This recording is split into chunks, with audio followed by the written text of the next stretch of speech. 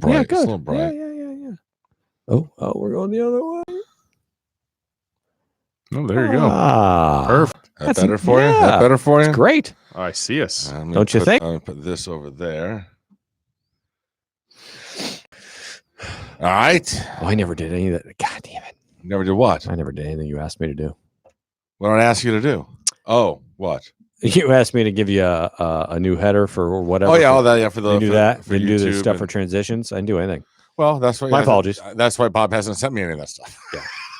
It's all on me. I literally haven't gotten any of it. It's all good. It's all good. All right. Let me say we start this bad boy off. I should try that. Set yourself a reminder. All right.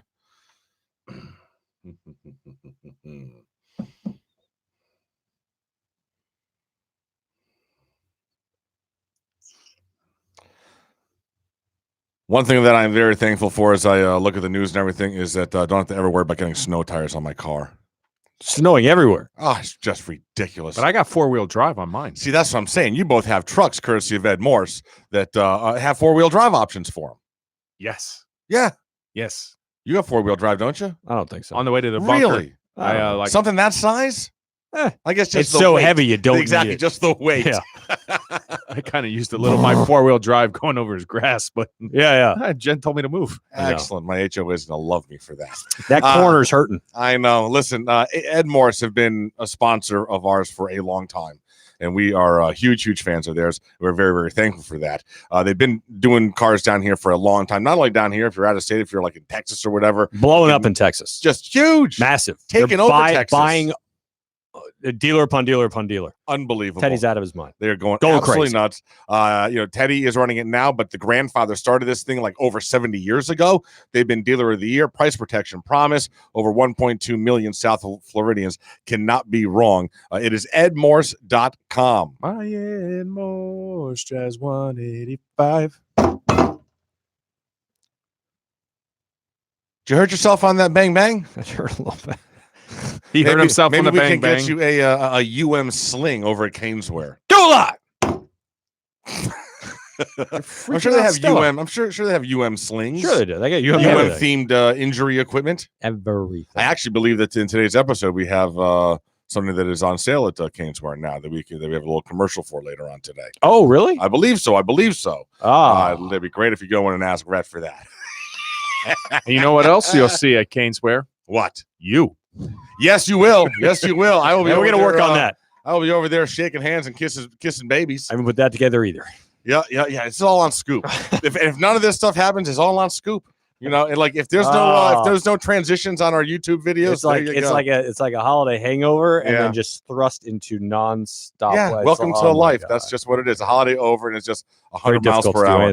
Listen, man, Canesware is where all the true Canes fans shop. Shops of Arrowhead, 2511 South University Drive in Davie, just south of 595 on the west side. Or you can check them out online if you're not around here, caneswear.com. It is the exclusive home of all Orange Bowl Boys merch. So go ahead, check it out, caneswear.com. All right, Stella. She didn't like that one. That's an ear rub she's doing. Yeah. All right, let's do this thing. Let's see. You're not live. Showing is pending. We're waiting. Laugh out loud. Yeah, you can't be this. Scoop, you can't be this irresponsible as the AD. Ooh, there we go. Yeah, you're the AD. I'm too busy to be the AD. I am not going to the Panthers game next Thursday. All right, there you go. I don't think they can afford me anyway. Well, huh? I don't think they can afford me. Who? Miami. No, probably not. All right, let's do this thing. Broadcasting live on tape from our custom-built studios in a closet. These are the Orange Bowl Boys. Brought to you by Ed Morse. Join the 1.2 million people that have been backed by Morse. With the price protection promise, Ed Morse will match any competitor's price or refund you $500. Here's Toast, Roman, and Scoop. Yeah, what is up? It is Orange Bowl Boys episode number 65. 65. As always, you got Toast, Roman, Scoop hanging with you. Big show, happy show. show full of positivity, I would think. I just realized that there's an intro to like a radio podcast show, whatever, that says my name. Okay. Yeah. 65 Just episodes. I haven't ever really paid attention to that. We landed on the moon. That's pretty cool. Scoop finally listen to the Open. That's pretty cool. Nice, excellent. We love it. I We love feel it. important. Yeah, well, you're very important. Thank you. Now get all that work done that we were talking about pre-show. Okay. All right, so here's the deal. It is listen, you guys had been clamoring for this since Central Michigan. That's basically when you pretty much turned on Central the old Michigan. OC. Yeah. When we turned on that's pretty him. much when you guys turned on them officially, and it's been a steady build. I Most turned of on the the fan first base- half of UNC, Okay, yeah. but then I All took right. it back. You did. I was You like, did you take know, it back. okay, I'm You did take it sorry. back. But I But- was but- like, this is the worst offense you're going to see. But even last offseason, you thought Dan Enos was going to be the guy that was going to be bringing what you now think is happening again. So, Rhett Lashley is the new offensive coordinator for your Miami Hurricanes. I mean, you two take the floor, man. You must have so much to say. My number one. my number two. Yeah, my ass is on the line here because this is something I've preached for like close to 10 years. I'm Yeah. like, Miami needs to use an up-tempo, spread variety style. You're of not offense. even going to notice what's going on. Like, you're going to be like, what is this? If Miami's smart, which these days I don't know if they are, but if Miami's not smart, not smart. they need to go ahead and start petitioning the NCAA right now because of what happened with the FIU game. Because you saw what happened with the FIU game. With the injuries. Now with the fake cramps, right? Mhm. Now they need it all apparently.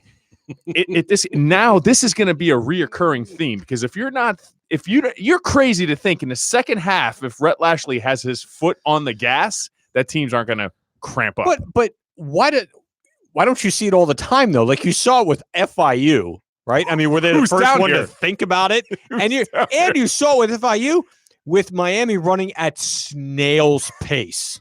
Right? This is an Enos offense that ran 37 plays a game or something. Snail's pace. And they did it. Why don't you say that around the country? You don't see it at all. Now, are you going to see some copycat stuff and people are going to start to do it? I don't know. Then it becomes a Absolutely. problem. Then it becomes a problem. You can't anticipate it now. And here's what I'll say is that Only do it against Miami. I find this funny just because 3 years ago, what some of you may not know is that while I'm a diehard Canes fan, I grew up in Connecticut and I went to the University of Connecticut. So I follow the University of Connecticut. Always have. And so I watch all their games. I just do. They are awful and it's hard, but I watch all their games. Sure. 3 years ago, Rhett Lashley was the offensive coordinator of UConn. Yes. And they were literally the worst team and not no fault of his. It was the best offense they've had in 10 years. Right. But and it was only ranked 103rd out of 130th because there was no one on the team. But here's what I'm just going to tell you. No huddle no huddle does a disservice. It is, the word I would use is dizzying. All right. It never stops. You've never, as a Miami fan, you have never seen anything close to this take the field in Miami uniform, in a Miami Hurricane uniform. You've never seen anything close to this. Agreed. This isn't a no huddle. This is a no huddle on every motherfucking steroid there is in the world. It's insane, dude. It never stops. It's like 60 plays a half. So A half. So yeah, on my YouTube page, He did a breakdown. They on were my like YouTube 62 page, plays per Miami averaged 64 plays a Yeah. game. There will never be a delay of game on offense again. Do you know what happened You've to seen me? your last delay of game on offense. Just so, unless it's special teams. Exactly. It'll never Timeout, happen again. timeout. It'll never happen again. So Miami averaged last year under Enos 64 plays a game. So I'm so conditioned on using a certain amount of clips so I could go ahead and upload it on YouTube. And I ran out of real estate in the first half because we ran 62 plays in the half. Rhett Lashley, It's insane. 62 Seriously, plays. you better I'm like, go to the bathroom beforehand because you don't have time to go to the concession stand. This ain't ever going to stop. And I don't know how the defense is going to feel about this because it's weird how that whole That's a question that 'cause- people keep asking. yeah. Well, what's this going to do to the defense, efficiency on the flip side? And I'm like, could it do any worse than the fact that Dan Enos was 130th on third downs? Right. So like, don't you think that neutered the defense 3 and outs, more? the Yeah. 3 and outs soul are crushing. faster They're soul than crushing. or less time off the field than you're going to get with, it's not well, like not he- even for just rest. but he mentally, does have though. extended drives too. He's Oh, my not, goodness, he's not running, Right. 3 or 4 play, 80 yard. He has, even the clips that I saw, you're on the 11th play, you're on the 12th play, you're on the 16th play of the drive. Mhm. He likes to push it downfield, but you are going to have extended drives. So I don't think it has any. You know what it's going to? They're going to be like, hey, we don't absolutely have to stop them to win this game. Nope. That's nice. I can play free. Yeah. I don't have to be so nervous about giving up anything or missing a tackle that it just suffocates me. Dude, it's an entirely different. It's so exciting. That's a great word. Dizzying is a great word. Because I was saying to someone, there's going to be some old school Cane fans that are going to be like, "What the hell? What? It's going to be so exciting. This? I can't wait. I've never seen anything like this. I mean, I will push it. He left UConn after 2017, then went to SMU for the last 2 years. So I didn't see any SMU games except UConn played them once. The score of that game, it was 110 points. It was 60-50. And that was last year. So it's going to be, seriously, it's going to be, should be damn entertaining at least. Should be. Look, we've been asking for it and begging for it and clamoring for it. And the spread is here. And it is a spread of up-tempo proportion. Now, what kind of spread is this? There's all these different kinds of spreads. Well, so here's the thing. He is basic. He is pro run-heavy spread. However, the past 2 years, he's been with Sonny Dykes. Mm-hmm. Sonny Dykes is an air raid guy.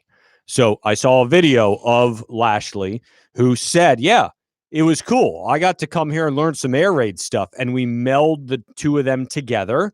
And this is what you've gotten. So now he's going to come in and go, well, am I heavy with a stable of great running backs to where I can do a lot of my run heavy spread stuff? Yes. Do I have a stable of receivers and not good running backs? I'm not really sure. I'm not sure anybody really knows based on what we've seen in the past from the offense or the coaches or whatever. So he's going to be able to come here and do what he wants with the personnel that he has. He's going to be able to have it more run heavy. If he wants to be more air raid, he's got the tools and the ability to run any sort of 40-60, 30-70, 70-30, and whatever he wants to do, he's got the ability to do. So in terms of sets, the one thing, and I was a fan of Kendall Briles, and a lot of people just didn't like that. That was a lightning rod topic. A lot of it had to do with off the field situations. But, Briles lives in 11 set personnel. When you hear me say set, it's just one running back, one tight end. Very few so formations. 1-1. Rhett Lashley is a lot more multi-formational premised. Like he'll use 11 against Memphis. He used a lot of 2 tight end sets.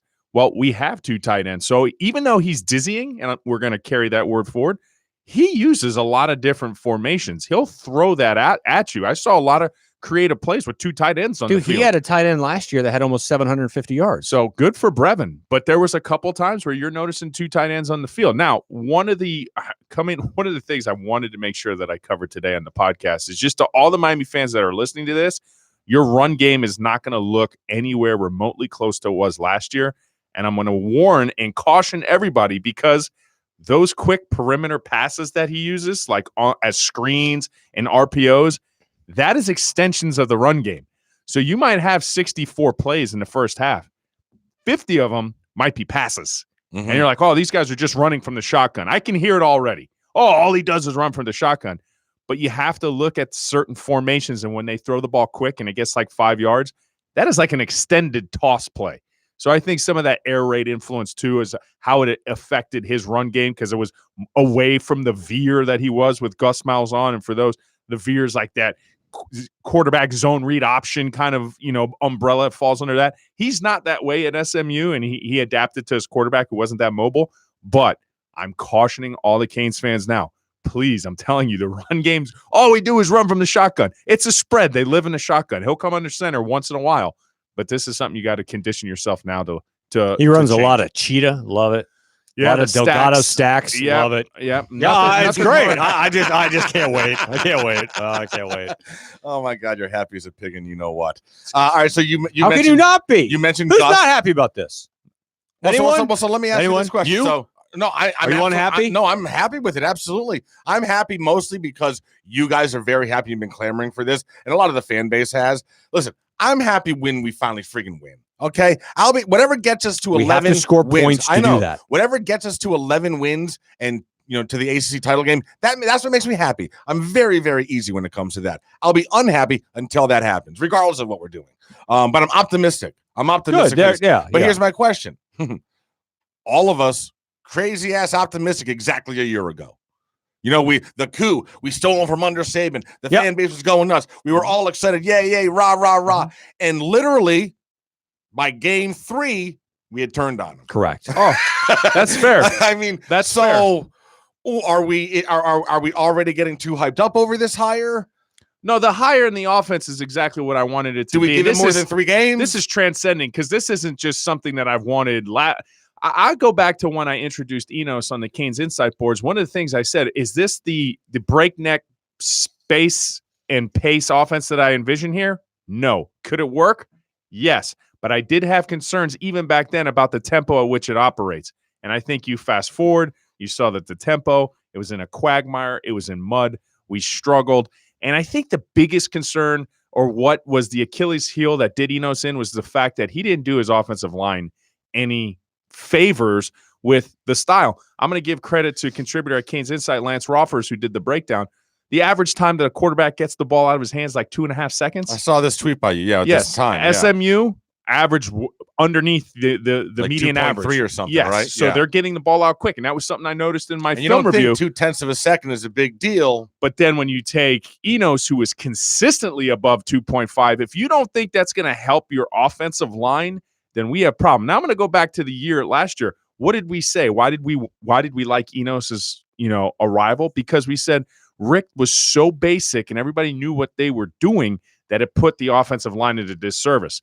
Now, we said that Enos's multiplicative approach was going to go ahead and cure that, but we misshot our shot. And we're not here saying we're not mulliganing what we said. But the fact of the matter is, I think we finally nailed an offensive line hire that's going to actually help the offensive line because the quarterback's not going to hold on to the ball. They're not going to be so predictable. Those were the 2 Achilles heels for the last 2 regimes on offensive coordinator. I think now finally, I think this offensive line can go ahead and take a step in the right direction. Listen, SMU's offensive line was not particularly good. Watching them, they're not. Dude, it's but AAC football. They had 24 less sacks than Miami on the year. Yeah. 24 less sacks. That's how all you apply. They're doing is just getting in the way. Pretty much. And if you think they're road graders, no.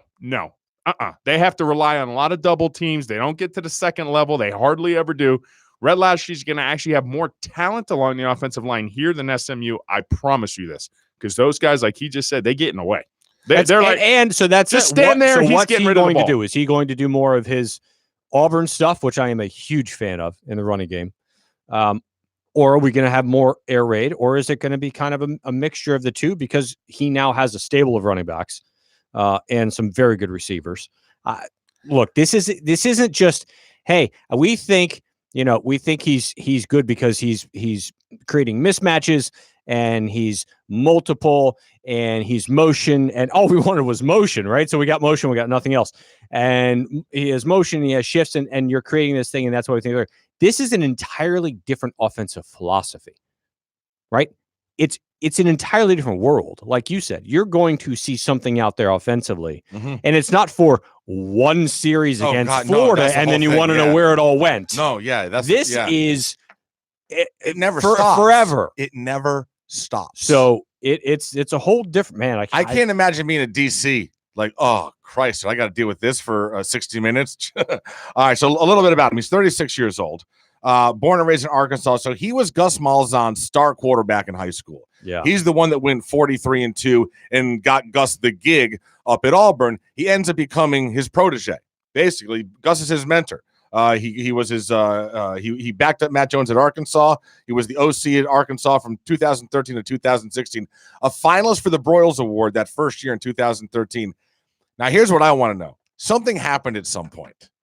There'll be an inside 30 for 30 story between him and Malzahn, because you don't leave Arkansas and take a 50% pay cut to go to UConn after you've been stripped of play calling stuff. Something happened, like in year 3 up there. I don't know, but they've been together for a long time. Who knows? They grew apart. Then he went to UConn for a year, then to SMU, and now here he is in Coral Gables. Mm-hmm. You know who's upset about this hire? Who? Donaldson. Navon? Mm-hmm. Why? I don't even want to know. You think he can go at this pace? Oh, I get it. Well, maybe it's. I'm just asking. There is no chance. Remember when I was talking about the cramps? It's going to be coming from our own team. No chance he keeps up with this pace. I cramped again, coach. I'm just saying. It's insane. It's all right. So, I mean, listen. 41.8 points this year. He was only one of 13 teams in the country who averaged over 40 points a game. You know who was 13? Who FSU just hired, and we beat him at 12. So SMU talent. You know who that offensive coordinator was? Yeah. At Memphis? Yeah. That was my number one choice. I swear to God, I hope we put 40 up on Temple week 1, or he's going to start getting roasted. Yeah. Yeah. Yeah, and they played. That was a common opponent. That was a game that I watched, and he had his way with that defense. I'll tell you what, boy. All right, so there's the awesome, a lot of the good news that happened since the new year started. Then there's the other news that isn't as positive because it didn't end up happening. Everyone's been clamoring for the last few days, and it came out today that it's not going to happen, and that is bringing Alonzo Highsmith. And there's a lot of different ways we can go on this. Where do you guys want to start? My thing is the Blake James angle, but what do you think about this? Was it a good idea? Should it have been completed? Thoughts? Yes. When are you going to have the opportunity to go ahead and have somebody who sits at that 20,000 foot view and sees the whole picture? Miami's been staring at the same tree and running into it over and over and over with getting a head coach who can't identify and properly install talent and system. And they do it over and over and over and over. And we fail and we hit the reboot button and everybody in the area. It's just this cyclical mess that goes on and on and on. So you finally had somebody who sits atop at a position who can see the whole picture. He knows what it's supposed to look like. He knows the representation at an NFL level. He can see it. He knows what talent is supposed to look for, what the great programs across the country are doing. He can see it from an analytical standpoint. He sees the whole picture. And now you turn around and you're trusting Manny Diaz, who is 6-7, talks a big game. And I love the Rhett Lashley hire, but it diminishes a little bit for me because you had a prime opportunity to add Alonzo Highsmith and you blew it. And who do you? I mean, so I put this all on Blake James. I do and the too. Board of Trustees, because who knows what's true. I'll go with the most reputable reporters I'm reading. So that's going to be Barry Jackson and Dave Hyde. So I'm kind of going by what they're saying because I mean I've seen other stuff on Twitter, but I don't. Listen, everyone thinks they know what the hell's going, but most of them don't. So these guys have been doing it for a long time, and they say the opportunity was there. Mm-hmm. The interest from Zoe was there. There was interest from some of the Board of Trustees, and that the stopper on this was Blake and his faction of the board. That there's a civil war right now in that boardroom, which is just can never be healthy for anything, let alone the athletic department of a university. Yeah, absolutely, and I think you nailed it because that civil war. And you get the premise, right? You get the premise. You don't want to go ahead and Manny only had 1 year. So you're, you know what? And it's this leadership 101 book. Blake's trying to give his people all that he needs to succeed, but you don't give a kid a blowtorch. You know what I'm saying? And then when he burns down the house, I gave him everything you needed to succeed. Yeah, but he wasn't ready for it. Right. That is the rallying cry from the other faction. I don't know which one's the North or the South, and I don't really even care in terms of their civil war. But the rallying cry of the one section was, this was a rushed hire. It's egg on your face. It looks bad. We told you so. There's Mario, right? Yeah. And look at what Mario just did. Yep. So if you don't think that put an impression on some of these Board of Trustees' minds and wanted to go ahead and amp up the pressure, but like you said, I agree with you. Alonzo would have happened if Blake James could go ahead and mediate this and make this work. No, he's honestly, it's period, end of story. Contractual, you can make it work with lawyers. If he wants a demand, you get him to step back. If he wants to keep, you work it, you mediate it until you come to a healthy agreement, and you just say to Manny, listen, this is a prime opportunity. We can't pass this up. We have to make this work. See, in my mind, the only way this works with either Blake loses his job and basically Alonzo is basically a new AD, because I don't believe that you can have Alonzo has to be, whoever's in that job has to be over the head football coach. Yes, has and to no. over in my mind. Yes. So I believe that the only way for this to work would have been for Frank to come out, the president, who we don't ever hear from in any regard, to come out and say, all right, Blake, you're awesome at fundraising. You're going to oversee the athletics department and all the sports except for football. Mm-hmm. Football is going to be Alonzo Highsmith, and both of your equals and you're both going to report to me. Mhm. All right. Agreed. And when you both have to work together for fundraising and stuff, you guys will do that. But Zoe has total say over football, the coaches, the hires, and everything. You have total say over everything else in the athletic department, including fundraising.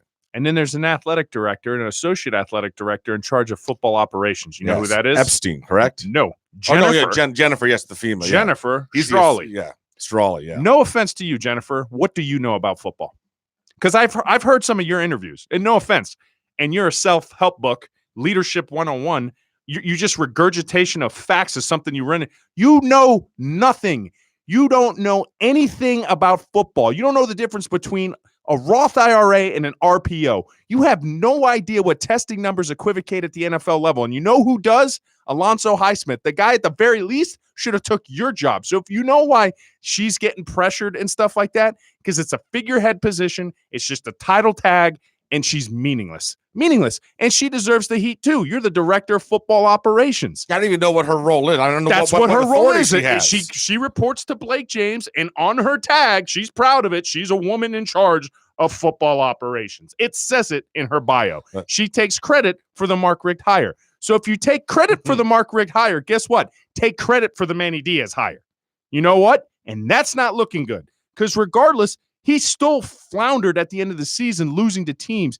I didn't forget that. It's like people make this misconception of me that, like, just because I favor a style of offense, that I think everything's hunky-dory and I'm sniffing Skittles off a unicorn's ass. I'm not doing that. The program still needs a lot more infusion of things here other than Rhett Lashley. I saw some folks saying, "Oh, if Lashley had been here this year, we go 9-3." You're on crack. I don't see that in any.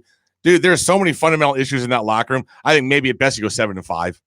The offense is going to fix some of the locker room issues, because I think that offense has been cannibalizing that locker room far too long. It could be far too long. That defense. I mean, how much longer is that defense going to have to carry that side of the ball? And no offense to you, offensive guys, that defensive side of the ball has been carrying you for years. They've been carrying you. They have a game. Like, you had that one against Louisville. It was magical. Everything fell into place. But then the defense turns around and they have a game against Florida State where they got the coach fired. They got Willie Taggart fired, right? That's how impressive they were. They had more impressive games over their tenure of the last 3 to 5 years, 10 years than the offense. The offense has been a mess. And I would be pissed off in a locker room too if I was a defensive guy, to be honest. And both of you are season ticket holders, and you've both, at least Scoop, you've made references to this over the last couple of weeks. I'm not going to renew. Me too. Are you guys? Have you renewed yet? I have not renewed. I know that they have started their renew push. I have not renewed. Good for them. I have not renewed. No, I like the Lashley hire a lot, and if Alonzo was in here, I was like, oh yeah, they got me. They sucked me back in. But now that they squandered this great opportunity to make it work, think about that. Think about that. We got our top choice and our number 2 choice in the country for an offensive coordinator that we've been asking for this style of offense for a decade, right? Mm-hmm. He's here. Yes. We still haven't renewed our tickets. Yeah. Yeah. That says something more than great. Well, but the offense is here and they're going to put up 60 points a game and It just says that we went last year, we were there almost every game. I had about, and this, I'm not even remotely exaggerating, about 10 minutes of fun. It's the tough. Entire season. It's tough. Yeah, it's tough. It sucked. Everything about it sucked. The parking sucked. The walk sucked. Sitting in seats sucked. It all sucked. And I'm like, what's the point? Like, I could, and this goes back to, well, there's not many people in the stands because there's so many other things. You know how much other stuff I could be doing? Yeah. And sitting there not enjoying myself? I'm not in the business of not enjoying myself. I gotcha. We have small children. I'd like to enjoy myself at all times. Yeah. If possible. Yeah, absolutely. And that, not enjoyable. Well, and listen, I'll tell you what. Blake James, so, obviously he has a majority of the board that has his back, okay? And so that's he's good at what he does on the other side. But understand this. He is doing exactly what they want. They don't want football to be a great program. They don't. Well, I would say the majority. That are on Team Blake have no desire Now, not that they would be against it if it happened, but they don't want to try to push to make it. If it happens by accident, well, it's evident. It happens. The chairperson, Hillary Bass. I mean, yeah, she's you Yeah, turn it into the Harvard of the South. Exactly. Don't let these boys get us in trouble. Exactly. So he is doing, and he has been for the last 10 years, exactly what they want. The IP, in their mind, getting the IPF shuts the football people up for a good 5 years. Look, we finally gave you your we finally gave you your trustees cared collectively, there would be changes. Yes, that's what I'm saying. But there's not, and there haven't been for 10 years. Right. So he's doing exactly what they want him to do, which is nothing. I agree with that. Just the status quo. Yeah, there's a few that want changes and they want to see the prominence. I mean, look, you got some that made heavy donations for that IPF. Sure, absolutely. But they're the minority. The next level. But they're the minority. They are the minority. Okay, and there's a lot of people on that. When you go look at there's a lot of people on that board. But it's like 30, 40 people. Yes, there are. But one thing that I will say that's different this time around, and this is just my opinion, you can chime in, disagree with me if you like, but I don't think I've ever seen the pressure this high on board of trustee members before. Like they are posting their addresses, they're posting their numbers. Like it is insane. And you know what? You know what? Nothing changed. Yeah, I don't think it's going to matter. They didn't even make the hire that anyone wanted them to make. And the majority of them had all that pressure. And you know what they said to it? Go fuck yourself. And 75% of them they don't care. Are so old they're not on social media. Yeah, and then when you do see them on social media, have like 50 followers. Yeah, they have no idea what's being said. They have no clue. They're in a bubble. They're in a bubble in their mansion. They have no idea. They don't even live down here. Their mansions, all right. The list is impressive as hell of their business accomplishments. It's impressive as hell. But it's you know what oh man. I can't argue with the fact that you made a hire last year in Manny Diaz. It was rushed, but I can't argue with the fact that hitting the reset button after year one, that nuclear option, if just level it again. I get the fact that you're willing to go ahead and give him another year. I can't say that's so far-fetched, okay? What made it worse was Mario winning the Rose Bowl. I will tell you that because that could have been a realistic opportunity for Miami to go out and get him. So you're in this conundrum. So obviously, what does Blake do? He's in line. Now, I will say this. If Manny flounders again and does the same thing he did last year, right? If he flounders again, and let's set the realistic expectations of what Manny's going to have to do to keep his job, because that's a good discussion I'd like to have. But if he flounders like he just did last year, goes 7-6, 6-7, my goodness, has another second season in a row where he is, Blake's gone.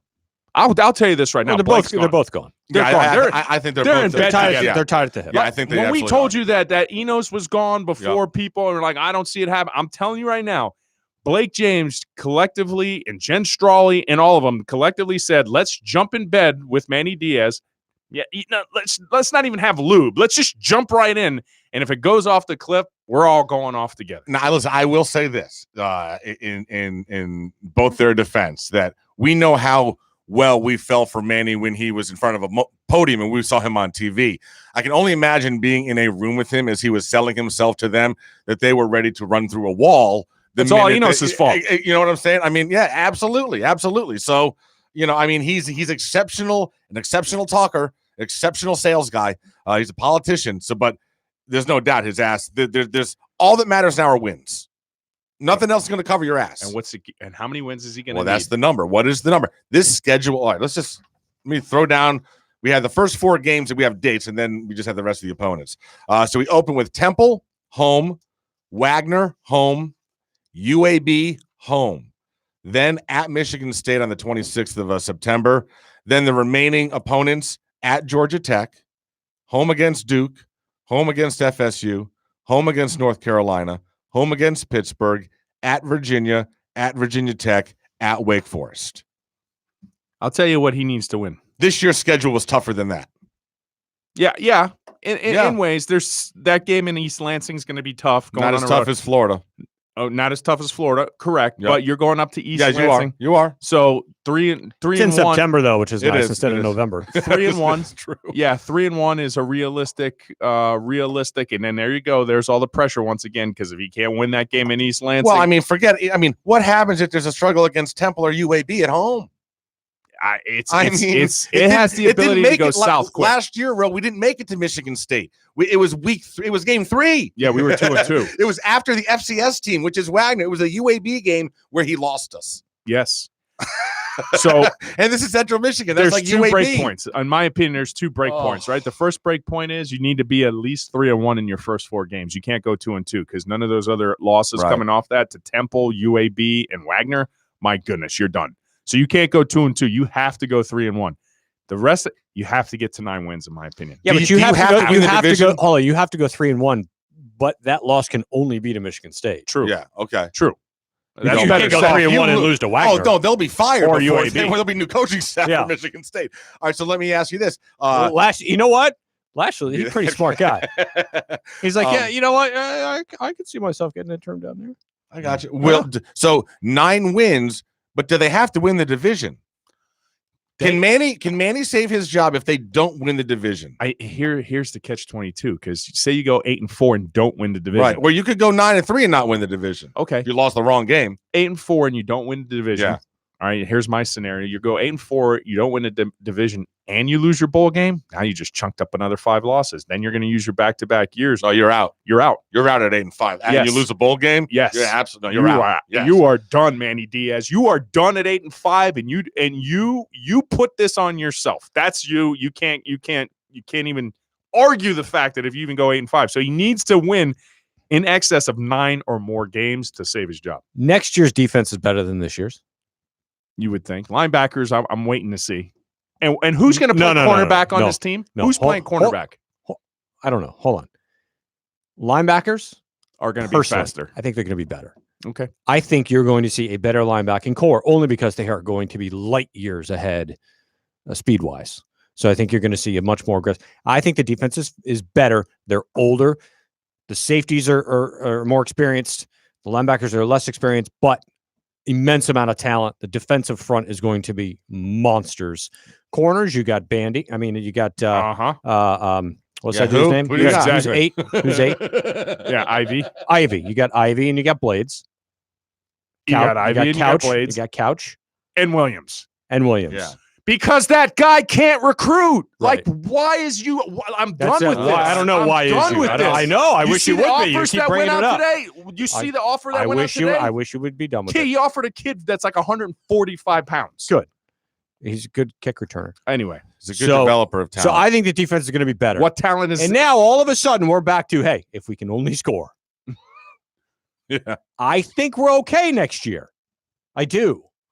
I don't care about the learning curve. It is simple. That offense is simple. All they have to learn is formations.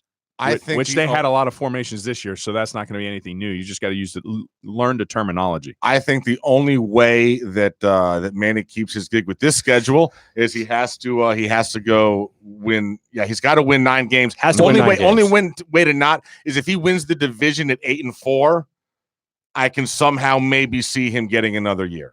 Yeah. If he goes to Charlotte at 8-4, I can maybe see them giving him another year. But if you say that would be progress. But say he loses 4 games. Okay? But then if he loses to Clemson by 50, then but so here's the losses. Here's the 4 games. Golden. Yeah, here's the 4 losses though, right?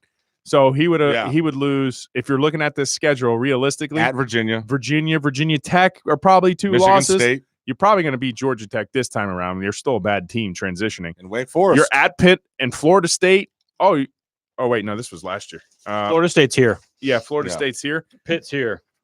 So you're still taking bad losses. Don't get me wrong. You get 4 or 5 losses, you're done, Manny.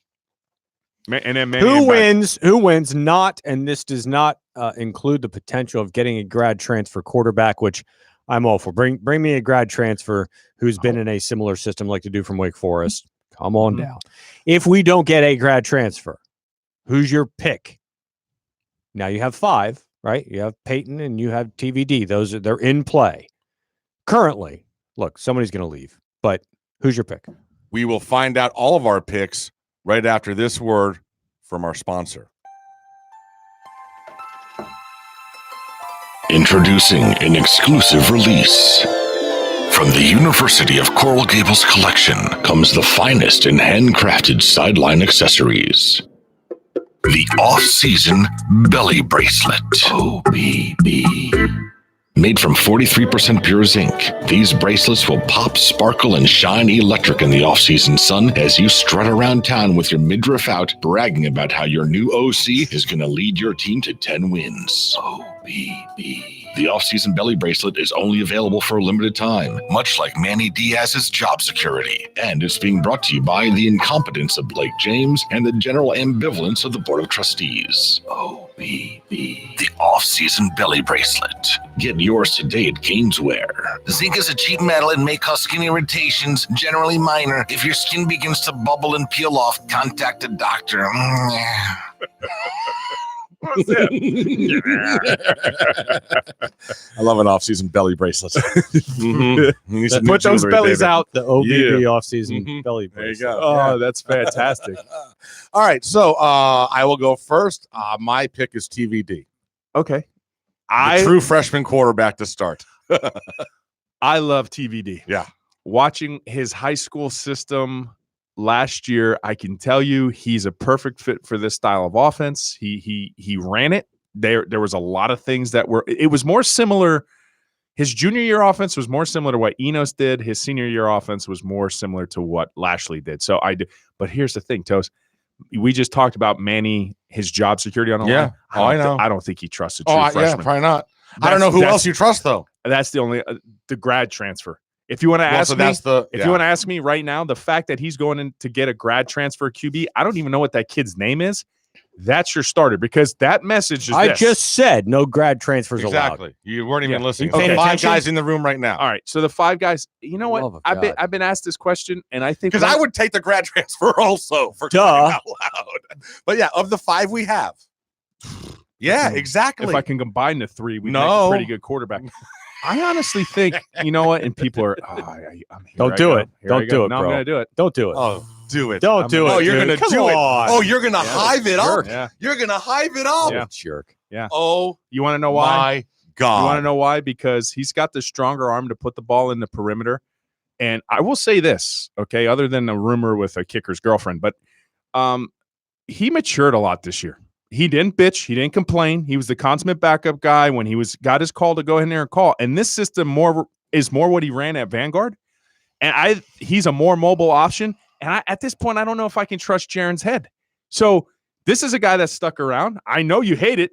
Listen, I'm fair about it. Give me Mataka. Give me Peyton. All right, but that's my pick. I don't want to see 15. I don't want to see either one of them on the field next year. Well, because I was all about 15. I loved them because I was subjugated to his rule of it can't be a transfer quarterback. That's my first pick. But then if you have to give me my other first pick, it's essentially N'Kosi Perry. Oh, he's hiving it up. Only because Tate Martell apparently can't throw a football. Now, I will tell you, if Rhett Lashley comes in there and says, hey, anything that Dan Enos taught you, forget it. Maybe Tate has a chance. So who are you going with? Who are you going with? Are you going with your boy? There you go. There you go. Going with your boy. I am going with my boy. And that's why. Right? I told you last year. Still get rid of the wobbly Enos pass. came in here and fucked that boy up. You can't tell me no one can convince me otherwise. Because I've seen him play really, really well his entire life until he got here. Right. So there's only 2 reasons for that. Can he throw a spiral? Apparently. Were you able? Did he in the past? Yes, of course he did. Right. Did. Have you watched his film? Yeah. Is that Ohio State? He was. Dude, he's a little jitterbug. Darts at Ohio State. That one completion he had was a sick duck. Yeah. It was just he threw darts at Ohio State. So here's what I'm going back to. Oh God. Lashley comes in and says, "Hey, forget all that. Okay. Do me a favor. Just be. I don't care how you throw the football. Just be you. Okay, be you. Let's see what you can do." So there's only 2 reasons. There's either Enos or there's Kiki. One of those is going to be the issue. One of those is the problem. I'm going to go with it being Enos. I'm going to agree with you. And I am taking Tate because I think Tate in that offense is unstoppable. That's my pick. All right. This is why I'm on your side that it was probably Enos. But it'll be the grad transfer. So hold on. Because if it was Tate's legs that were wobbly, I'd blame Kiki. There you go. That's right. But the fact that it's the ball that's wobbly, that's right. It's the QB coach. Blame Enos. He's trying to turn Tate into something he isn't, and we said that from the beginning. He doesn't fit that system. He tried to turn Tate to what Tate. He was. That's right, and that's not him. So bring me the Tate before Enos, pre-Enos Tate. That's like my pick is pre-Enos Tate. Pet. Enos Tate, Jesus Christ. All right, so the portal is open. And obviously, all Cane fans. So here's what Cane fans need to understand. You got air conditioning in here? Yeah, we do actually. Is it getting a little warm? Yeah, getting a little warm. I don't know what happened. I don't know. It was the same thing because I got like this cardigan or something. Ooh. Woo. Got really hot in here. It's getting hot in here. Pet. I know. Who's your choice? Pet. Yeah, the transfer. I totally zoned out when you said you can't use the transfer. That's it. It's there it is. That's nice. Nice. Pre-Enos Tate. I'm serious. I've thought about that too. I don't disagree with you whatsoever. I'm like, the kid threw the ball fine. Imagine Tate that showed up here from Ohio State he in threw this the ball system. wrong when he got here. Like once Enos started, and remember, you go back to the spring, and in the spring game, he was giving him so much credit and hyperbole about, he's working with his mechanics and his fundamental and his grip and his throwing analysis, blah, blah, blah, blah, blah. And he was, and Tate was screwed up ever since. So just, I'm telling you, Tate, if somehow you listen, just go pre-Enos Tate. That's it. Everything Enos taught you, forget it. Just don't even listen to it. Did you see when they announced, the actual university announced that he got rid of him? That he got rid of him? Yeah, he liked it. Tate liked it. Yeah, of course he did. Yes, he did. Who will be the first? We all liked it. You're going to get blocked by him? What? The new Lashley? The new OC? Hell yeah, no. Hell okay. no. He's already liked a couple OBB tweets, He has. apparently. Yeah. Savage. They must have told him about us on the interview. I never, and I don't do it. I don't include coaches in any of my tweets. So Enos got there by searching his own name. I don't know. Yeah, that's an ego move right there. He reached out to Manny. Who? Enos. Oh, did he? Mm-hmm. So, hey, well, what do you know? Sucker. All right, so for the portal, just for all you fans out there, just because a player enters the portal doesn't mean they're coming to Miami. I know that you expect last year. I know, but that's not how it works. So obviously, we've talked about the fact that we all think there'll be a transfer quarterback coming in. Are we all hoping? Is that what the preference for all of us is that we have a? I'm not hoping. That's just what they're doing. So you would prefer Kosi over a grad transfer? If you don't, no, that's not what I said.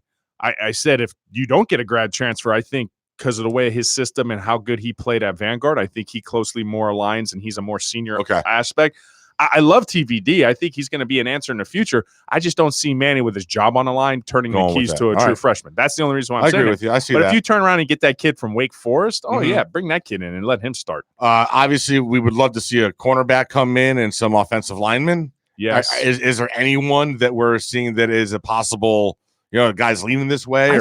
Manny got a lot of people in the transfer portal last year, and just like he got fans, he sold hopes and dreams. But like you can't sell hopes and dreams. 6 and 7 losing FIU doesn't have a lot of hope and dream. Yeah, you're that cool little gif. We were basically salivating in here. Like we saw, it had like the transfer portal. He had the office in his back room. We thought that was so creative and cool. Now it's like most Canes fans, if he has that portal, once he goes in it, don't come back. So it's going to be hard to get some of these grad transfers this year. I don't see him doing as well. Let me ask you about this name in the portal, and I wonder if you guys had a weird feeling about it, because when I heard the name, I was like, oh, what do you think about the big brother kicker over at FIU coming over? What do I think about him? I'd roll out the red carpet. Yeah, that's a no-brainer. Did you see the kicks he was making? I know. I'm aware of that. 52 and the 53-yarder. Kickers are people too. It stings my soul. Why? That someone from FIU would be an upgrade over someone on our roster. It just stings my soul being stop being petty. He's a kicker. Yeah. I mean, he's people, but he's a kicker. Let's go. His younger brother is a national champion. Correct. Congratulations, Ro. Yes. Your alma mater, national champs. That was the highlight of my week, because there's Larry Bluestein, the legend, and he tweets it and tags me in it. There you go. Roger Harriet and Roman Kane. And Roger's probably going, who's Roman Kane? St. Thomas are the national champions as announced by Geico. They beat a team from Hawaii in their bowl game. And there you go. So how many is it now? I believe that is their third national championship. Nice. That's what they play for now. It's state championships. Well, between that and South Florida running the table on state, just insane. You know what's weird to me is they were national champions, right? Best team in the country. I have no idea who's on that team. That's because you know what I mean? No clue. Yeah. I have no idea. Doomerville was on the team. That was somebody I was never going to Who's the quarterback? Consider us. Yeah. Nobody even knows who the quarterback is. It's not me. Yeah. Well, and there's a reason for that. Who's the running back? There's a reason for that because you don't have any press covering high school anymore. Just like full time, like Sentinel used to have a high school. Yeah.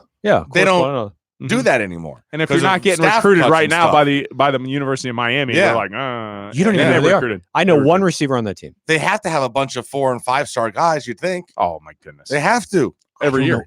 Anyone. Yeah, all we need is for just them to just get the whole I just class asked you who the quarterback was. He has no idea. Of St. Thomas. I know. How bad is that? They're the national champions of high school football. Do you know? I have no idea. Well, why are you shaming us? Ryan Collins. I'm saying that for a purpose. Nobody's shaming more in this conversation than me. I know.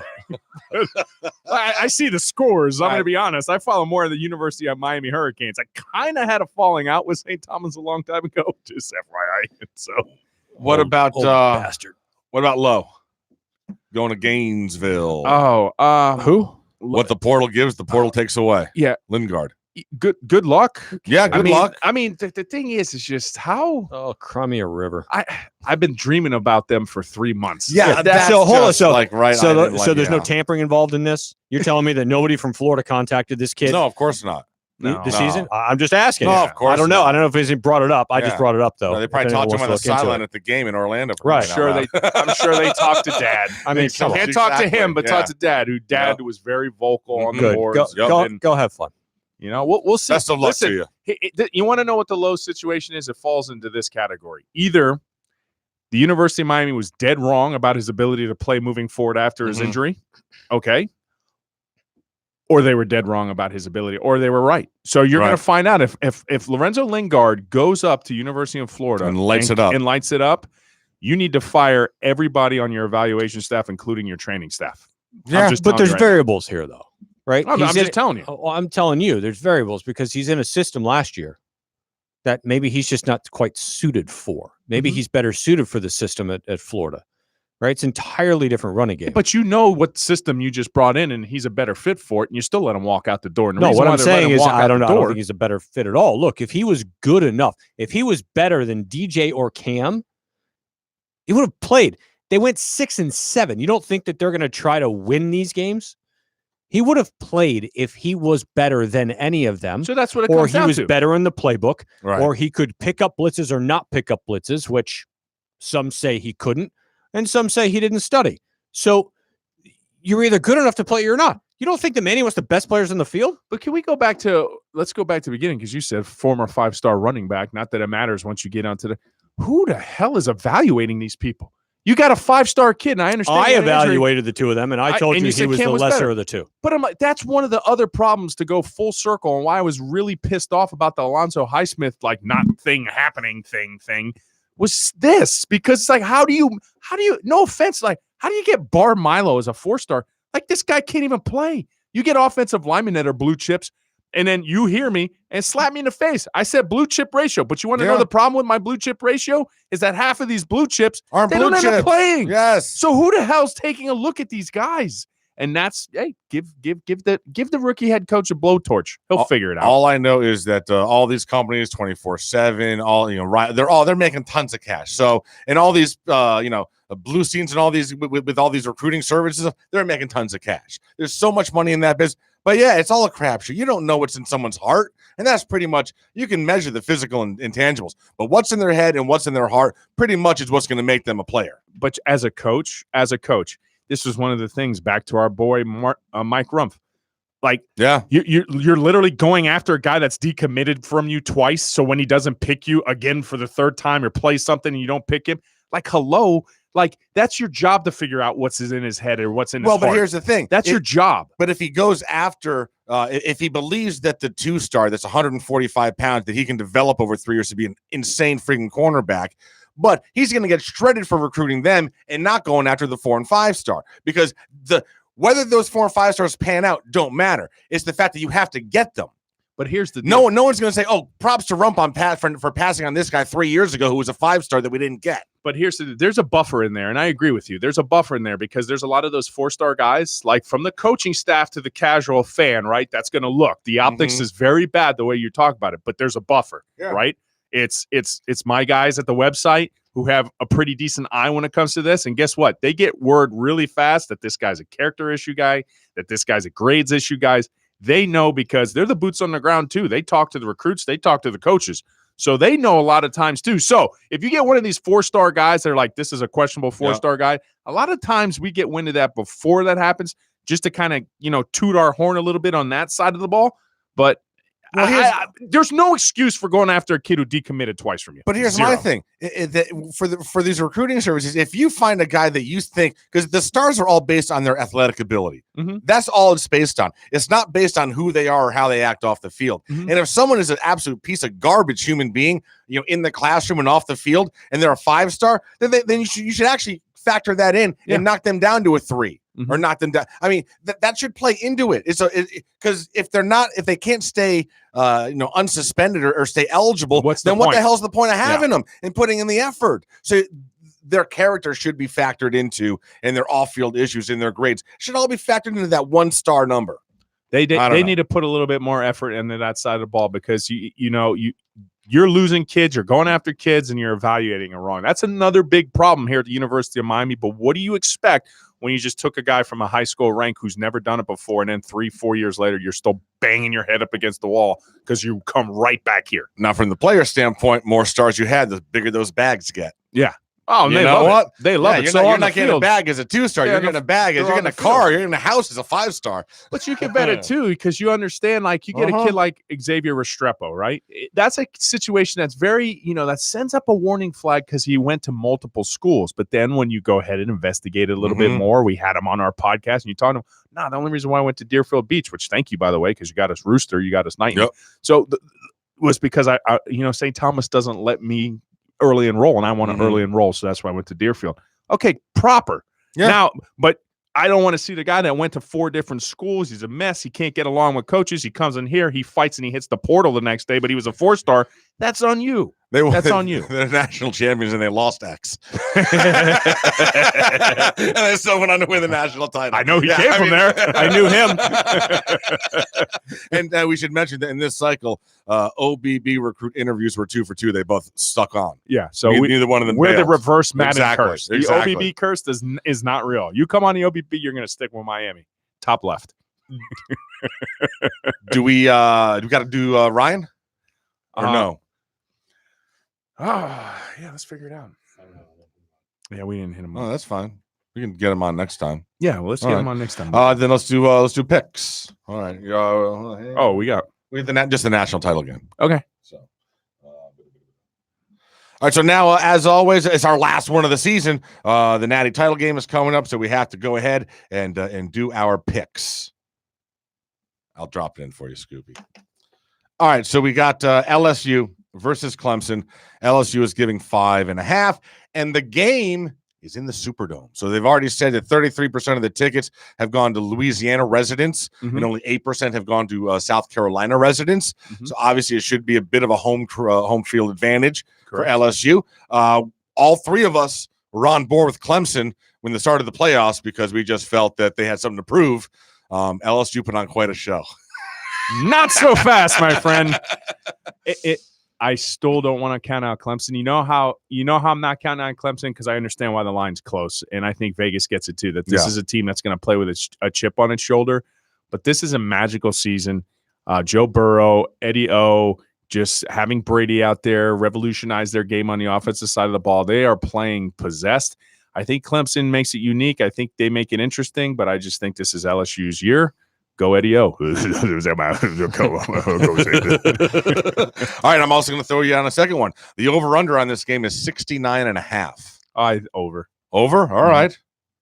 Scoop, what are you thinking? It's going to be like a 20-17 game and a half, and then they're going to go ahead and get the rest of those points. Okay. The second half. Scoop. Go Tigers. There you go. And what about the over-under? You want to know which ones? Huh?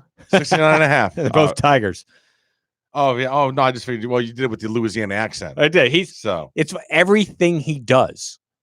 Every interview, before he goes into halftime. What? Go Tigers! Yeah. Go Tigers!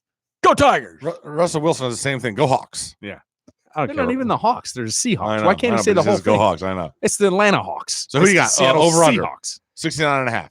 I got the under. You got the under? I do. All right. I am going to I'd love to take Clemson, but man, the Eddie O story and the Joe it is. It's just God, too they are good just. of a story. Did you see that Dude, game? they were a machine out God. there. You heard what they me? said about Oklahoma? They're like Yeah. when they're like advanced scouting department that they have now, like broke down the film. They're like, we don't even think they're a top 15 team in the country. Mhm. They're like, we like have zero. Well, they showed it. Yeah. Like they had zero fear going. I mean, into my that game. goodness. I think it's going to be a barn burner. I think there's going to be a lot of. I can't points wait. scored. I think it's going to be a great game. It's going to be Damn scrappy in the entertaining. beginning. Yeah. It's going to be scrappy in the beginning. I see like a turnover, a little deflection, something. It's just going to be one of those games. And then, they've scored on everybody. Yeah. Now, this is a great defense. Don't get me wrong. This is the best on paper defense that they're going to face all year. This number one defense in the country. So they're going to keep it close. What do you guys think about the fact that they've had like 2 weeks off? Oh, that game needed to be this past Monday. Man. But for the kids, because they're still student athletes of the game. Yeah. After Clemson, it by far it favors Clemson more because they were in like a slobber knocker. That was a war against Ohio State. I mean, unless some folks get healthy, but still, it's just gives you time to get those guys. The healthy. momentum's gone. It's like, man, that game was like we haven't I played the agree. national title game yet. Like those 4 playoff games were I freaking a agree, month ago. but you still need that buffer for the kids, especially when they play such a hard, contentious fought game like Clemson played against Ohio State. All right. Anything else you guys want to hit before we wrap this bad boy up and put a bow on it? OBB on social media. What did we do on social media this week? Oh yeah. Well, all right. So I had a little fun with y'all when Rhett Lashley was hired, and took a little crap for that. My troll tweet when I said, "Wow, man, guy lost to FIU 3 weeks ago, and you guys are just losing your crap for him right now." Listen, I was trolling you all. I'm having a little fun. I'm well aware, but you got to realize that the hypocrisy. It was like literally exactly a year to the day that we were all doing the exact same thing for Enos. We're doing the exact same thing for Rhett Lashley. And to every other fan base, especially Gators and Seminoles, we were friggin' ass knockers. We're like, really every year with you guys? Yeah. So I had to have a little bit of fun. Well, so here's the thing too. If we came on here and when we were like pessimistic about everything, then we'd get called out for being negative and why are you always looking at the bad side of it? That's the nonsense we get from you people. So, and the other thing, just in general, the phone booth. What I do?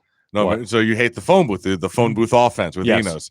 I did see a couple of plays. I don't know if they were yours or someone else's, where you actually can't even see all the wide receivers in the shot. That's mine. Is that yours? Mine. Yeah. Like, hey, trust me, there's one below. Yeah. You can't see him. Yeah, there's one on the side. He's high-fiving the coach. He will routinely do that. But he'll have some phone booth plays too. Don't get me wrong, but he doesn't live there. And the one thing I will tell you that he does not do, his quarterback does not hold on to the ball very long. They get that ball out fast. And I'm happy for these kids. I really, genuinely am really, really, really happy because, they deserve to be in a fun system. They deserve to put some points up, and hopefully it works out for them because just like I said, like 4 years ago when D'Onofrio was finally let go after 5 years, after Blake, by the way, decided to empower his guy and let him make the decisions. So we got to see Mark D'Onofrio for 5 years, who can't even get a job at the Y. Anyways, in this situation, I felt so happy for those kids when that 4-3-1 gap came in. Manny was aggressive. We love Manny as a defensive coordinator. As a head coach, it's a different story, but as a defensive coordinator, those kids had fun. The turnover chain came out. It's when we still like the turnover chain. It was great. I think Rhett Lashley can provide the same kind of juice and spark for the offense, and hopefully it spirits the fan base because it's going to need to, because I'm not the overly optimistic Canes fan that I was a year ago. Trust me, with the win after that. Yeah. And trust me, I'm taking my heaps from Oh, you said this about Enos. Oh, by the way, on the board, Canes Insight, user the old you 2002. Listen, penis boy. you got you get these like tough guys back behind the keyboards and stuff like that. And you just want to sit there and just slaughter and start like these race wars on that. But go find another life, you douchebag. So you know what? You want to sit there? You want to goat me? You got me. All right. You're a complete D-bag. Shut the hell up. All right. That's my public service announcement about the OBB online or whatever social media. Thank you. Anyway, go ahead. Oh, thank you, Mei Ling. Is she under the table? Thanks, Mei Ling. Jesus. All right, so that I think that pretty much does it for 65. All right, well, I don't know. Hold on. Let me ask you. I made a little note. Did I make a note? No, I don't. No, yeah, no. Yeah, no, I got nothing left. Do you think, so we got signing day, a month away. The portal will be closed after a month, so that's all that's happening for the next month. Try to get a few more bodies in here. Do you think we're happy a month from now? Or I'm happy. You want to know why? Why? Because there's a bandwagon to jump on. Yeah, there's absolutely a bandwagon to jump on. You better believe it. You know what else I'm happy about, too? What? That preseason rank for the Canes baseball team. All right, Number let's go. 4. Let's go out there and rope them. Hell yes. That's pretty nice. Dude. I think this is an I'm good Omaha with year, that. boys. I'm Oh, good with that. absolutely. No, This better is be an an Omaha Omaha year. year. This better not be a year where Top the to wheels bottom, come they're off. pretty Yeah. loaded. Dude, they are a solid squad. Wouldn't it be cool if they were all in scholarship? Yeah, 11.4 scholarships. Did you Right? see that It's tweet I insane. put Yeah, out? insane. That's OBB social media. Yeah. 11.4. I mean, you only have 22 starting people in football. Mhm. Let's give them 85 scholarships. Yeah. You have 9 starters with all your bullpen. Yeah, let's give them 11.5. It's insane. Like what? And somebody pointed out to me, which instantly triggered me, that Blake James wasn't in favor of upping the scholarship amount or the assistant coach. Of course not. Of course not. Like what the hell? Because that's not what he's expected to do. He's a business guy. He doesn't care about the athletics. He's a Donna Patsy. Let's Yeah, just be that's you what were it hand is. pointed Yeah. for Donna to make money, collect and checks. he's at the age now You where guys he needs took Nevin Shapiro's check just fine, and then all of a sudden, he whatever. needs to play another 5 years until he's ready to retire, and then he'll be good to go. So that's why he's yeah. it'll come early if Manny has a rough year next year. Hopefully his investment guy isn't Bernie Madoff. All right, so episode 65, name it. What are we going with? Ashley. Mulligating. Mulligating? Who said? You said it. I said mulligating? Mulligating. Mulligan. I said mulligan. No, you said mulligating. Okay.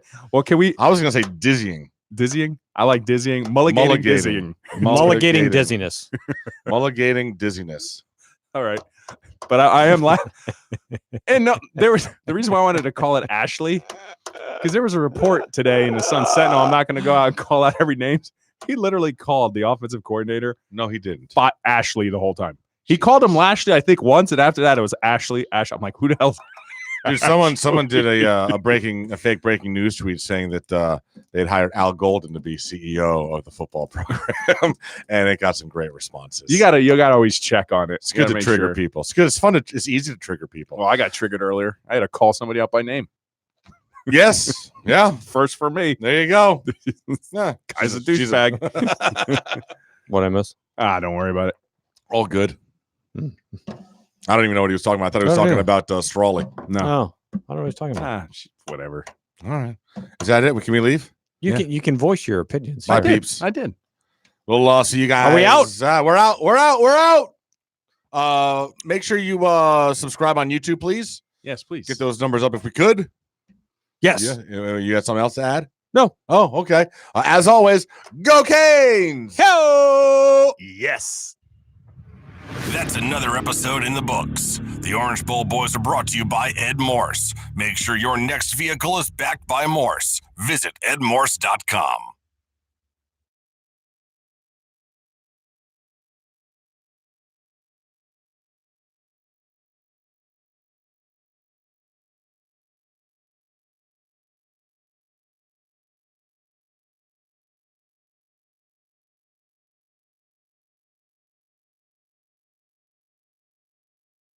Yeah, we're doing the bandwagoners, guys.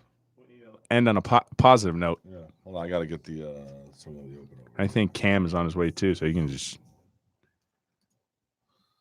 The bandwagoners.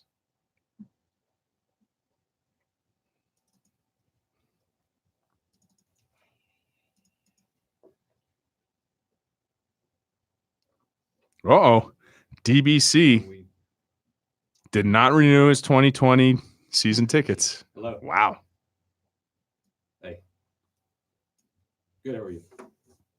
right.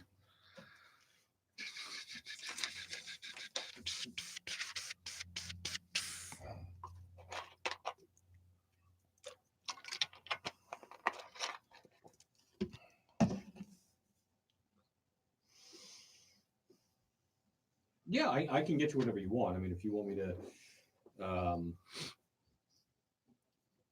Is Cam on his way over? Yeah. He said he was a little late. Me and him are grabbing dinner later. Yeah, I'll do a pre-call letter for you. But I don't know if he's. Okay.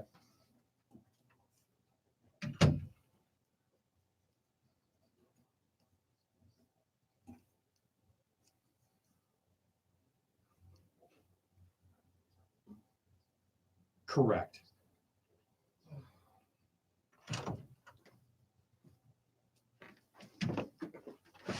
All right, let's do this thing.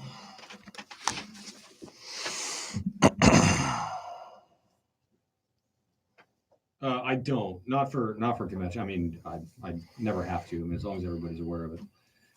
So let me ask you a question: Are they okay with the kick-out clause being null and void once the house is under contract?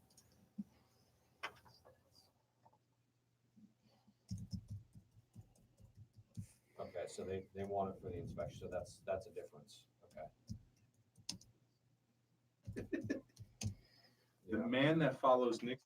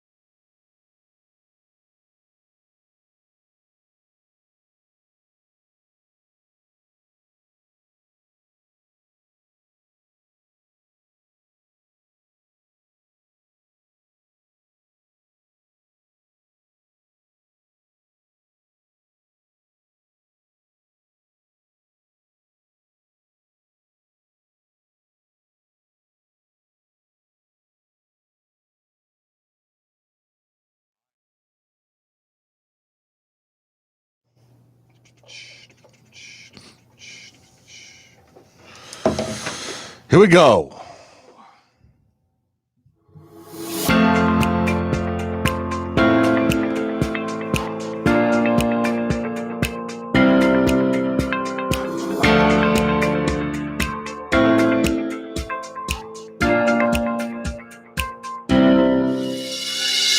You love sports, but your teams are absolute trash. And as a result, you're a miserable son of a bitch most mornings. Screw you, Bill. Well, guess what?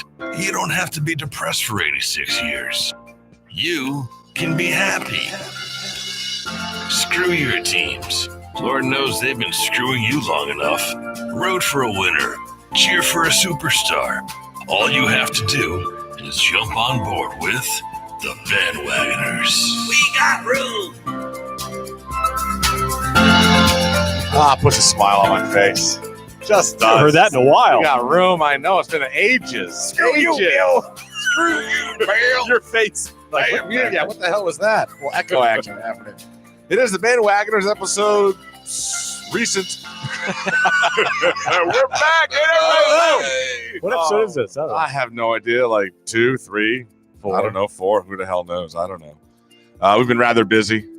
So this is going to start ramping up. Yeah, we're ramping this up. This is the 2020 goals to get the Bandwagoners cooking. So I got a question. All right. What do you got? Did we just see Tom Brady's last game in a New England Patriots uniform? Oh, no. Yes. Yes. I think he will play again, but not for the Patriots. Well, stop that. Anybody important? Yeah. No, that was the alarm. Pink phone?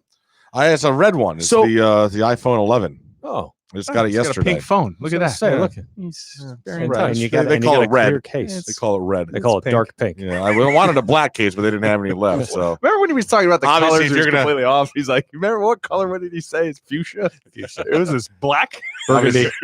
You're not the third. Magenta. Magenta. No, that's purple. You guys are the third people to call it pink, which means I'm going to have to get a black cover. So from a distance, it looks pretty pink. So Tommy B, right? Yep. So here's the irony with that.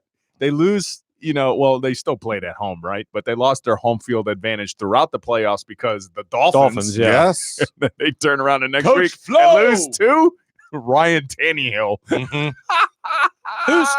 Who's New England's backup? I don't know. Right.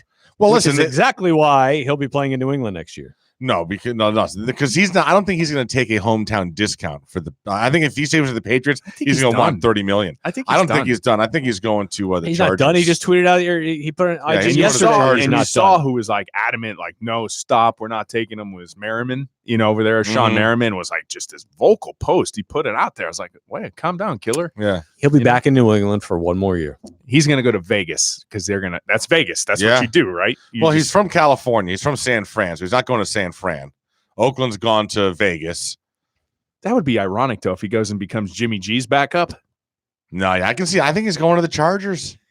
What would that organization, the way it looks now, would have never skipped a beat if they would have kept Garoppolo and just rolled right into him. I'm telling you, that's their one legit quality backup. That once he's left, is done good. That's what I'm saying. So I don't, and he wants to play. I don't understand how he would want to, or I thoroughly believe that he would not or will not go somewhere where the system doesn't suit his skill set. Mm-hmm. Right? He's in New England where it's been built around him. That's the same system for the last 15 years. It's got certain nuances that have changed, but it's the same thing. But wherever he goes is going to run that system. But they're not, though. No, they are. If you sign Tom Brady, you're running his system. Tom's going to run. He's not. I understand, but what's he going to do? He's going to bring McDaniels with him? No, but it's not. I mean, I don't think it's that complicated of a system. And you're going to have an offensive coordinator going, okay, Tom, whatever.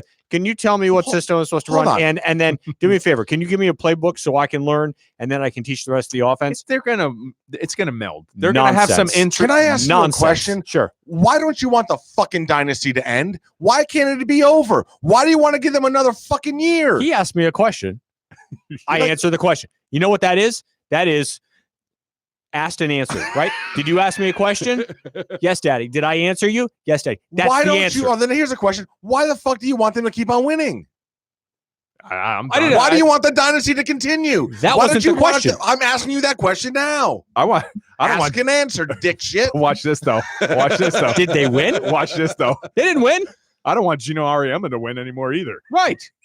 Who you can fucking walk out the door right now. I mean, the door is right there. The fact that you have like this, this the like, door is right the fact there. that you have this love for women college basketball. It's only because I it's have- UConn. It's just I have weird as it love is. Okay. for the greatest college team of all time.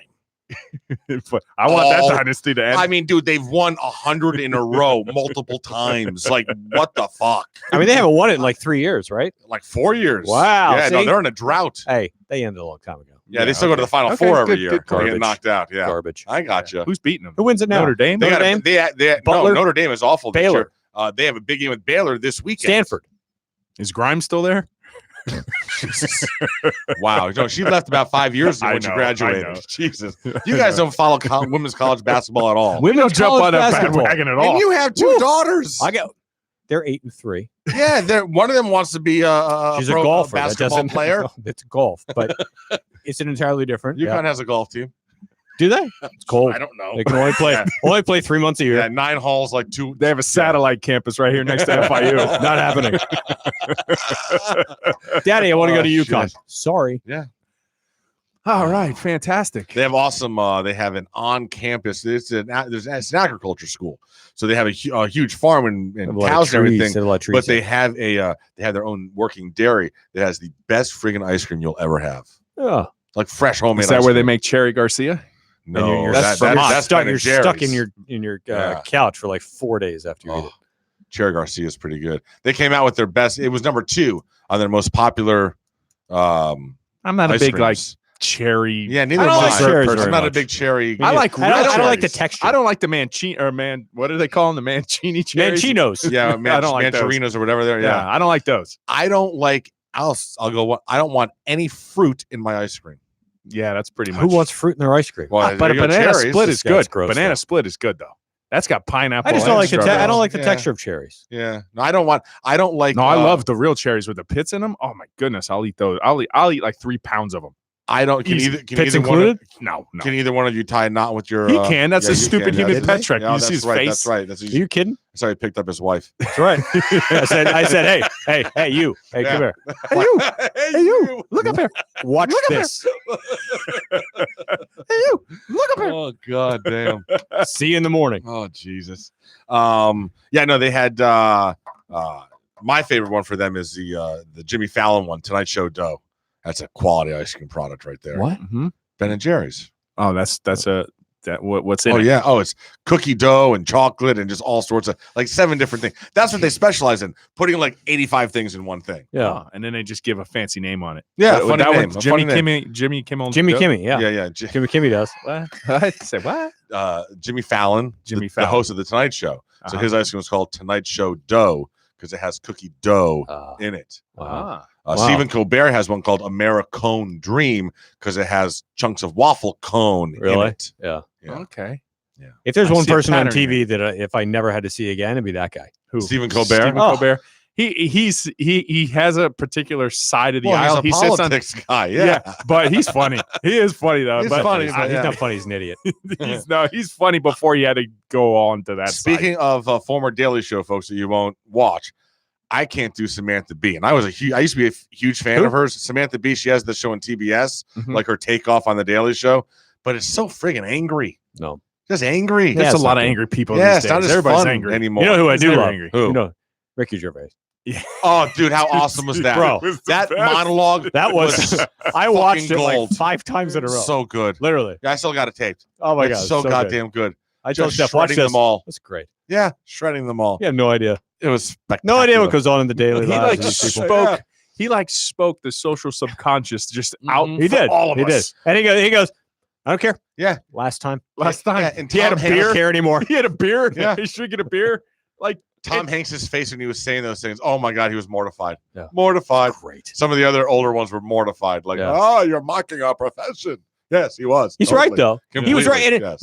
not even tearing into them. He was right about everything else that he said. Yes. The only movies that are any good, or the only movies that are even coming out of Hollywood are sequels Mhm. because you guys can't figure out anything Nope. else to do anymore. Yep.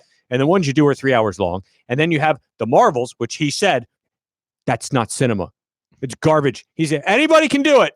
What'd he say? anybody can. He's right. Yes, no, I like the Marvel movies. They're fun, but it's not. I mean, I get it. It's not. If you want to say the brain point is cinema, yeah, those movies aren't cinema. They're not real film. They're action films, and they don't really count as like. You can't put like. I forgot about this. I watched The Mandalorian. Mando. How many? I watched all of them. Oh yes. Here we go. Oh, spoilers for those people. For those people, this is what we do on the bandwagoners before we get to our bandwagon picks of the week. What'd you think? It's good. It's good, right? Yeah. It's good. It's not great. I mean, if 4 or 5 episodes in, you told me I couldn't watch it anymore, I'd have been totally okay with that. But it's good. Yeah. I was legitimately upset that the I Have Spoken guy was run down. Yes. I was bummed by that because that little fucker was trying to get there. He was trying so hard on that big. So and then you turn around. I believe. Is it? Yeah. So the bad guy at the end. The bad guy at the end. Do you understand the significance of what he used to cut through his TIE fighter? Yeah. So it was So talk to me about this special blade. What is this special lightsaber? Thing? Because there's different. Is he the only one in the world that has watch this this casually, and I'm a little bit more into the occult. Right. It is the Darksaber. It's the only of its kind. It was the original Mandalorian. There was only one Jedi that was actually a Mandalorian, and they wielded a special lightsaber, made one just for him called the Darksaber. And in their culture, the one who actually runs Mandalore has that blade. Right. So this bad guy somehow came in possession of the thing that basically makes you the ruler of the Mandalorian race. Interesting. Damn. That's what the Darksaber is. Cool. Yeah, that was fun. Baby Yoda's awesome. I love the fact he was laughing at the end when he's gone with the droid, and that they left it open for season 2 to go wherever the hell they went. There's no go anywhere. Now you have a bad guy that's hunting him down. That's hunting him down. They're a pack of 2. On. Right. It's a Mandalorian raising a Yoda species, which they call them Yodas. I almost liked it being untied together. Like, you know what I mean? Like it was like the randomness of it. I enjoyed the randomness of it. Gotcha. And then when they kind of brought it all together, and then all of a sudden there's that what's his name, by the way? The Mando? bad guy. They call him I can't remember. Anyway. So and now there's him and I understand the premise of it, and okay, now they can go anywhere, but it kind of like just brought it all together too much for me to where now like it's all going to be just like jumbled. I enjoyed the spaciness. But Favreau, like the director of it, because he's done a lot of series too for animated series. He's known for that. Like he'll go in different directions, and then I like that. That you'll continue. Now the back end kind of you could basically say 1 started and 2 and then ended with 7 and 8, but the 3, 4, 5, 6 and 7, 6 episodes in the middle they went in different directions. They did. So you're gonna see those were good. See it. Yeah, I like the one when they were on the ship and they tried to do the hijack with Bill Burr's character. That was fun. The one where they were on a ship, the prison. I like the prison. Broke out. That was a great episode. Yeah, that was a great episode, especially the way he called down the rain. Yes, the X-wings came in and blew him up at the end. So that was pretty funny. That was. I mean, it's not funny. I thought it was funny, and the fact that they said it, lock S foils in attack position. I mean, like shoved up under the table. He doesn't know, but I'm like, they said it. So season 2 will be end of this year. It'll be dropped in the fall. Yep. And then there's also another Star Wars series dropping the Obi-Wan. I'm big fan of Obi-Wan too. Yeah, so both those I believe dropped this year. So another story to tie in the Mandalore. Obi-Wan actually had a girlfriend, and she was a Mandalorian. Oh, look at that! Yeah. There's so much. She was canon. killed by who? Darth Maul killed her. Damn, that's why they hated each other. They also said the next Star Wars now is going to be 400 years prior to the Skywalker, the Galaxy of the run. Old Republic. So exactly, so it'll be the Old Republic. And there's some guys. There's so many different storylines there that you can go anywhere. It's insane, and I'm here for it. I'm here for all of it. For those of you that aren't aware, I mean, there's a canon of Star Wars that authors have expanded upon. Mm-hmm. And Lucasfilm, when they were taken over by Disney kind of they went in and they kind of established what was officially part of the canon. Exactly. And so there are just like thousands of years of this run, and if it's on Disney Plus, it's canon. Yeah, so I mean, so like the animated series, both Rebels, of the 3 of them, Wars, they all play into that. Yeah.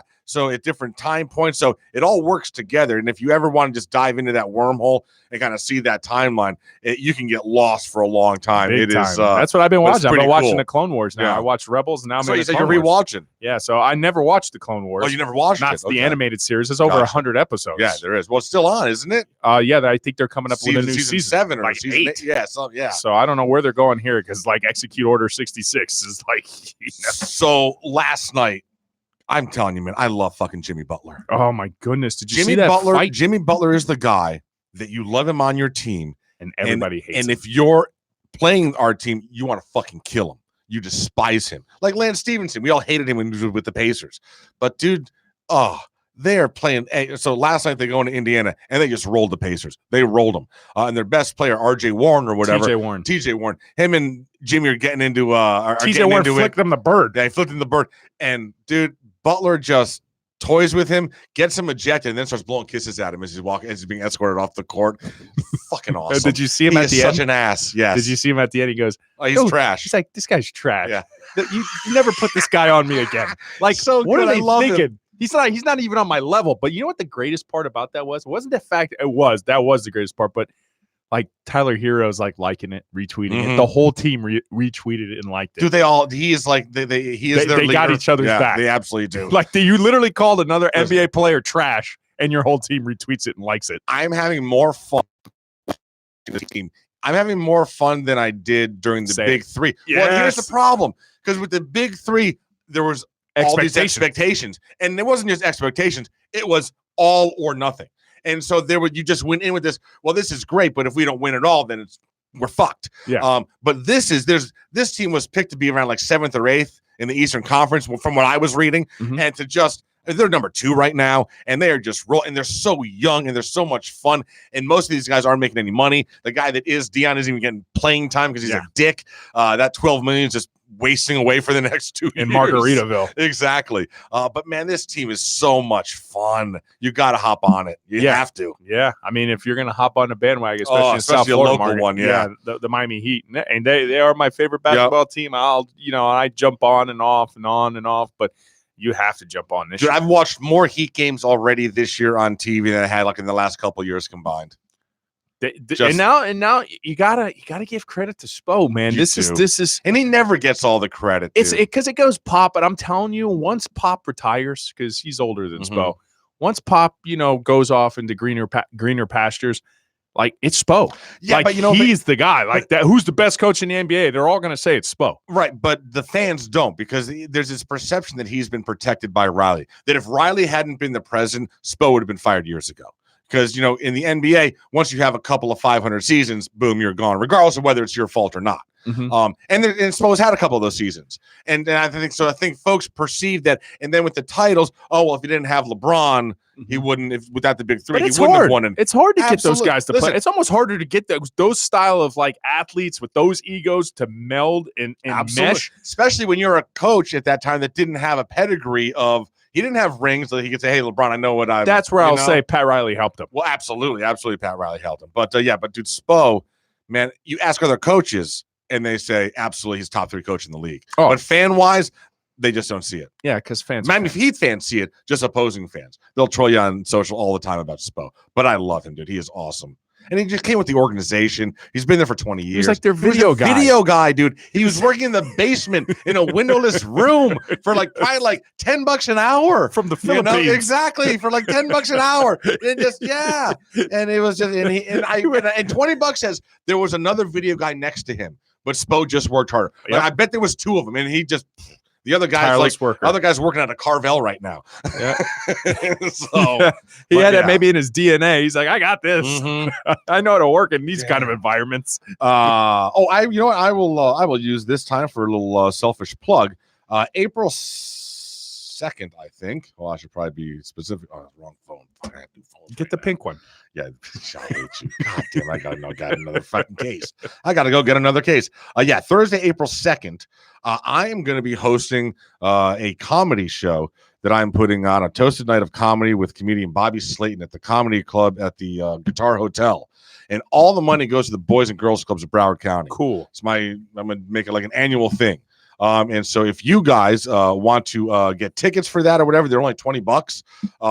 I'm going to put some stuff on social media and would absolutely love it. Yeah, absolutely love it. All the way I work this whole thing out is I'm not paying the comic or the room. 100% of all the cash goes all to the Broward Boys and Girls Clubs. That's awesome. So there'll be a silent auction in the back.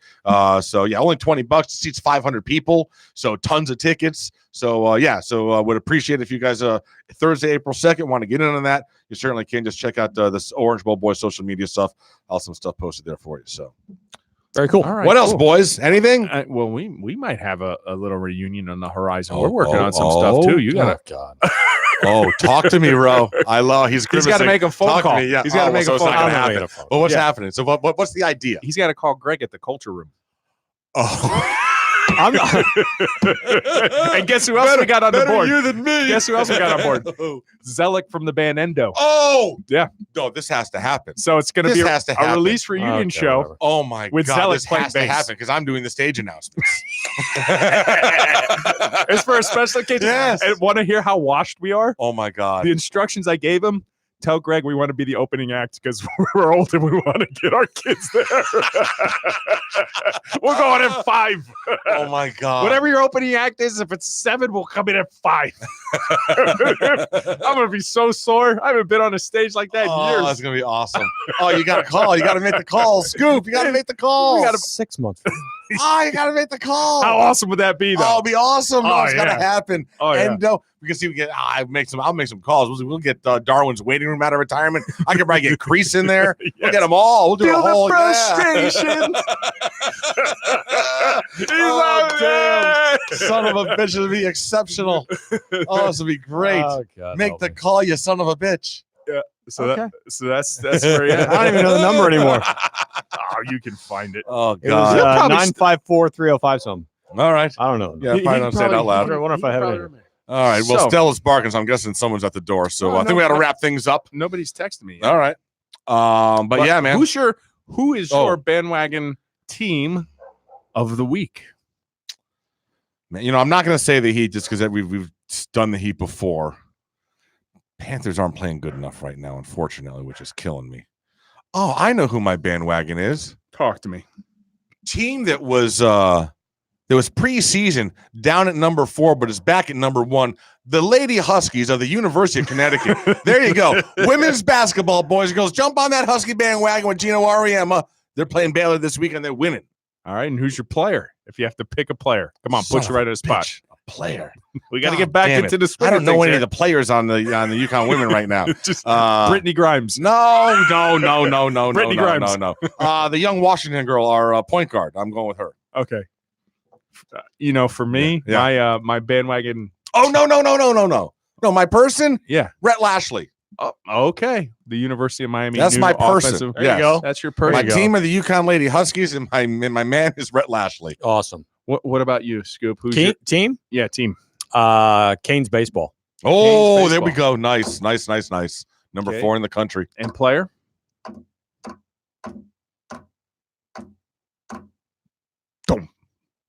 Lamar Jackson. Lamar Jackson. Oh, it's a good one. Mm-hmm. Ro, what do you got? Who's your team? All what right. bandwagon you jumping on? I got to give him credit for finally pulling the trigger, which it never seemed like it was going to happen. But I'm going to jump on the Dallas Cowboy bandwagon for finally getting rid of Jason Garrett. It took them a week. They got a Super Bowl coach. It's not the sexy name. They didn't grab Lincoln Riley, mind you. And my bandwagon player that I'm jumping on, because he took down an era, go Ryan Tannehill. So there you go.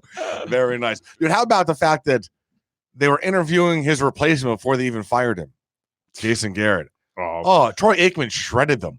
He shredded the whole organization and Jerry. His contract was, they chose instead of firing him outright, his contract, they're just not going to renew him. Well, Jerry's known him for 20 years. He was the head scout's kid. Like, he's been around the complex forever. He gave him for all the the chances in the world. Dude, he made a lot of money for never winning. And then you saw that they're keeping Kellen Moore, apparently. The well, I heard McCarthy's a fan of Moore, but there was no official decision made yet. Well, because McCarthy could call the plays. Well, that's the whole thing. Like, is Kellen Moore going to want to stay maybe somewhere where he doesn't have the authority to call the plays? So, but you know what? It's the Cowboys, and I fucking hate the Cowboys, so I'll never pick that bandwagon to jump on. So I hope that Mike McCarthy's a failure. Oh, okay.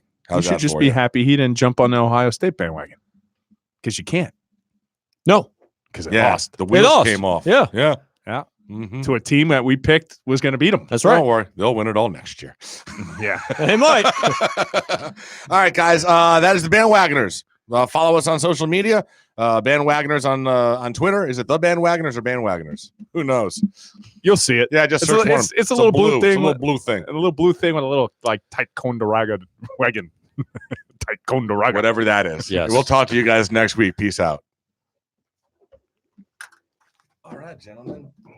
Damn. People's damn, motherfuckers.